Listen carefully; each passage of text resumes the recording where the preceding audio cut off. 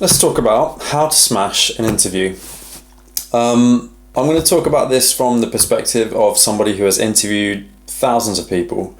I'm not going to talk about technical details because whilst this is a software engineering and leadership channel, all of the things here are going to be agnostic to software engineering. These are generic how to do well in an interview situation concepts, and I'm going to take you through 7. So 7 things to do to make sure that you get across the best to you in your interview.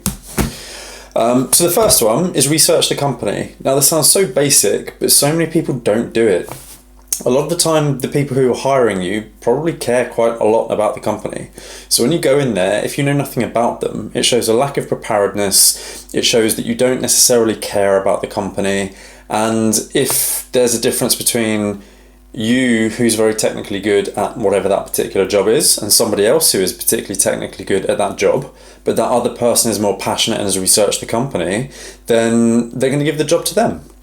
And also, if you're able to talk about the company, you can build a rapport with the hiring managers, the people who are actually going to hire you. If you can ask them interesting questions and you can talk to them about the company, what the company does, what your understanding of the company is, ask a few good questions, that's going to show that you're interested. That's going to build a good rapport and you're going to get off on the right foot. So step number 1, research the company. Step number 2 is clarify the interview process. And by clarify the interview process, I mean speak to the recruiter, speak to HR, speak to whoever it is that is your contact for the interview and ask them what to expect, because I've been to a lot of interviews in my time and I've interviewed a lot of people and I understand the interview process, and every interview process is different. Some people may call you in to do an hour's worth of a technical interview and then have you back a week later. Some people may call you in for an entire day and do interview after interview after interview. Some people do just technical interviews where the technical interview will be you're sat in a room and you're going to be answering some questions by yourself. Other people will ask you to do an interactive interview.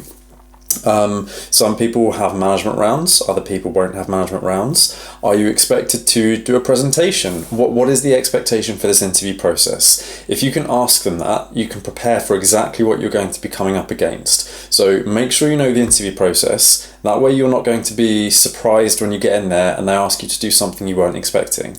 Or you get in there and they say you're going to be here for the next 6 hours when you thought it was an hour, maybe 2 max. So make sure you clarify the interview process in plenty of time, and that will give you enough time to do whatever you need to do to be comfortable in the interview.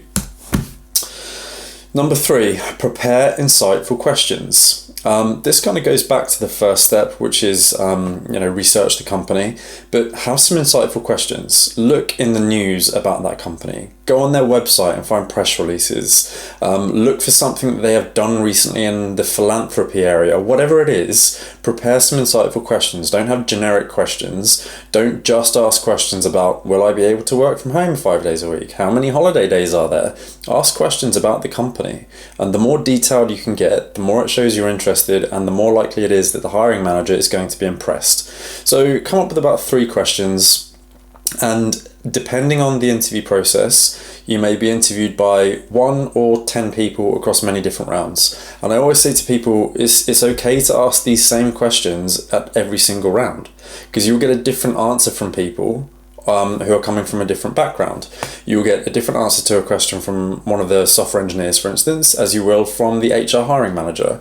So as long as you've got 3 questions and you're prepared to ask them to each of the people, I think you're good to go. So make sure they're insightful, make sure they're specific to the company and the role, and not generic questions that are just about you.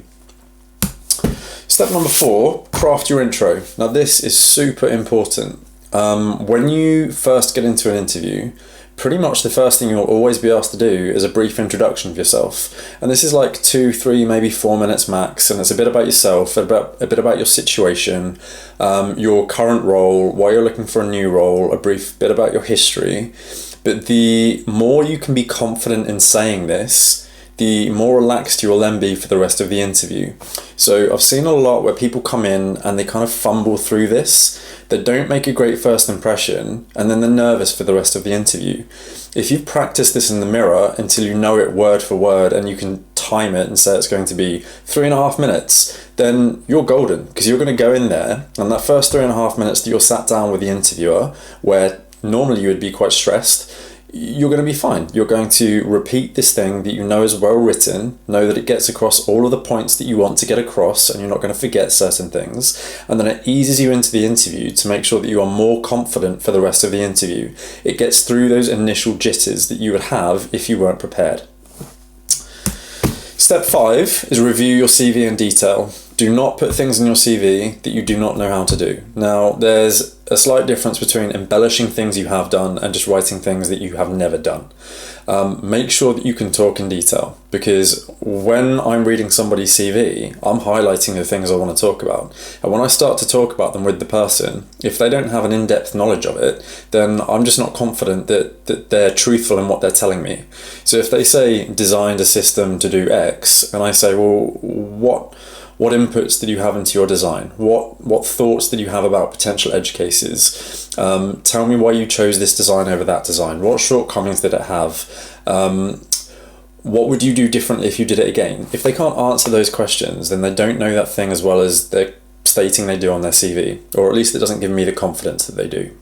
So go through everything on your CV, make sure you feel confident in talking about everything on your CV and you're able to go into detail about it. If there's things that you're not, either remove them or do some preparation so that you can feel confident. But if you say you can ride a horse, make sure you can ride a horse, okay? Step 6 is be professional and positive. If you go into your interview and you start bad-mouthing your current or previous employer, it's not a good look. Maybe you're completely correct. Maybe your previous employer was terrible. Maybe you do want to leave purely because you're being bullied or, working with terrible people, whatever it is. But it's not a good look. So try not to do it. Be professional. Make sure that you're not giving the interviewer any reason to believe that you may be a hard character to work with.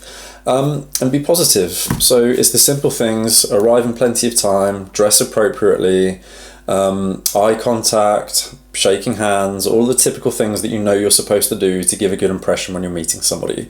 So be professional, be positive, be on time, be courteous, give a good impression. You don't get a second chance at a first impression. So when you first go in there, make sure that you're doing all of those things. And number 7, if the interview doesn't go well and for whatever reason you don't get the job, make sure you get feedback. At least in the UK, probably elsewhere as well, interviewers are required to give you feedback after the fact. So if they don't give you the job, they have to give you specific reasons why. And anything that they've written down, they have to be able to share with you. So learn from your mistakes. If you go in there and you think you've done absolutely amazing and they say you've not got the job, ask why. It may be something you can build upon next time. It may be a case of, we asked them this question, they weren't able to give a detailed answer, it worried me a bit that they weren't as confident as they should have been. Whatever the reason is, get the feedback, learn from it and do better next time. So these are my 7 tips to smash an interview. I have interviewed thousands of people. I've done a whole lot of interviewing myself, and these are the things that I see often let people down. And if they work on them, then they're more likely to get the job. So good luck on your job hunt. Follow me here on YouTube for more content like this. Follow me over on X at JATechLead, or sign up for my weekly newsletter. I'll leave all the links below. Thanks and good luck.